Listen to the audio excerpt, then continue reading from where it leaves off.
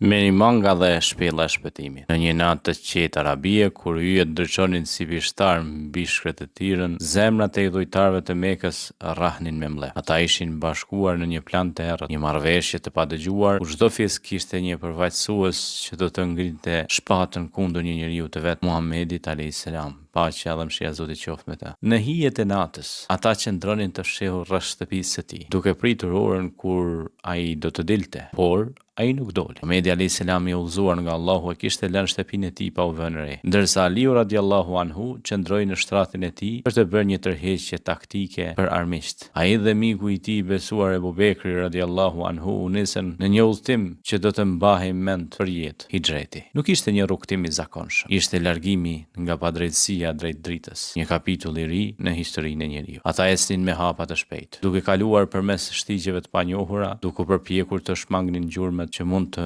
tradhtonin drejtimin e tyre. Dielli kishte filluar të ngjitej në qiellin e ndezur, kur ata mbërritën në një vend të quajtur Gari Thaur. Shpella e Thaurit, ajo ishte e thellë, me hyrje të ngushtë, e fshehur mes gurve dhe hirçje së male. Vendi ideal për të strehuar. Ata u futën brenda në errësirën e shpellës, dhe për një çast bota u ndal jashtë. Nxehtësia vazhdonte të djegë rënën, ndërsa brenda guri prehej në qetësi dhe frika mbështillej në heshtje. Ebu Bekri radiallahu anhu ndjeu shqetësim. Ai druante për jetën e Muhamedit alayhis salam, sepse dashuria që kishte për të nuk ishte kufi. Ai tha: "O i dërguari i Allahut, nëse ndonjëri prej tyre shikon poshtë këmbëve të tij na ka parë." Muhamedi alayhis salam i tha me qetësi hyjnore: "Mos u drishto, Allahu është me ne." Ndërsa ata rrinin të shehur brenda, ndodhi diçka që historia do ta përmend për jetë. Një merimang zbriti ngadalë nga një qoshe e shpellës dhe filloi të ente rrjetën e saj në hyrje. Me një mjeshtri që te kalonte artin e njeriu, ajo e mbështolli hyrjen e shpellës me fijen e saj të hollë, derisa u krijua një pëlhurë dendur e padukshme, por e mjaftueshme për të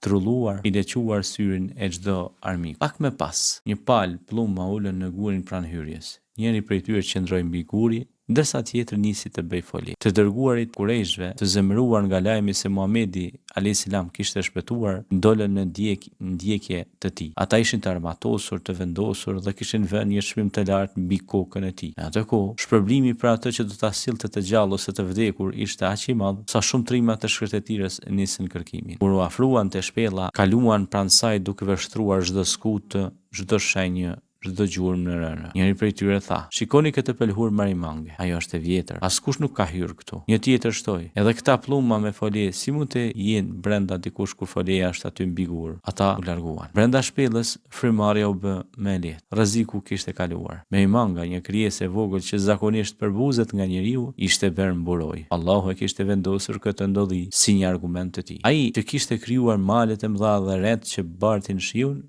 kishte urdhëruar një krijesë të vogël të shërbejë si mbrojtje për më të dashurin e tij. Marimanga. Ditët kaluan ngadalë brenda shpellës, ata qëndruan atje për 3 ditë e 3 natë, ndërsa jashtë kërkimi vazhdon. Amiri, djali i Ebu Bekrit, vinte çdo mbrëmje me lajme nga Meka, shërbëtor i besueshëm, Amir ibn Fuhejre, sillte qumsht e ushqim nga delet, duke e veshur gjurmën pas me një tufë bagatishë. Ishte një plan i përkryer, i qetë, i durueshëm, ashtu siç kërkonte udhëzimi i Allahut. Në fund, kur situata ishte qetësuar dhe ndjekësit e tyre ishin larguar, Muhamedi alayhis salam dhe Ebu Bekri radiallahu anhu dolën nga shpella. Ata u drejtuan kah jug perëndimi në një rrugë të ndryshme nga ajo e zakonshme për në Medinë. Dielli u ngjit mbi horizont, duke u bërë dëshmitar i një rruge që do të ndryshonte botën. Në atë udhëtim ishte një besim i palëkundur, një dashuri për Allahun dhe një mbrojtje që i erdhi në mënyrën më të papritur. Ebu Bekri e përshkruante çdo hap të udhëtimit me lot në sy. Ai e mbante mend shpellën, zërin e qetë të Muhamedit alayhis salam dhe atë marimang që nuk foli, por fliste më shumë se 1000 fjalë. Ishte një dëshmi që Allahu e mbron të vërtetën në mënyrat më të urta. Dhe kështu rruga drejt Medinës u shënua me hapat e shpëtimit dhe shpresës. Kur arritën në Medinë, njerëzit e prisin me gëzim. Ata ishin dëgjuar dhe kishin dëgjuar për Muhamedit alayhis salam, por tashmë do ta shihnin me sytë e tyre. Ata nuk e dinin gjithë rrugtimin, as rrezikun,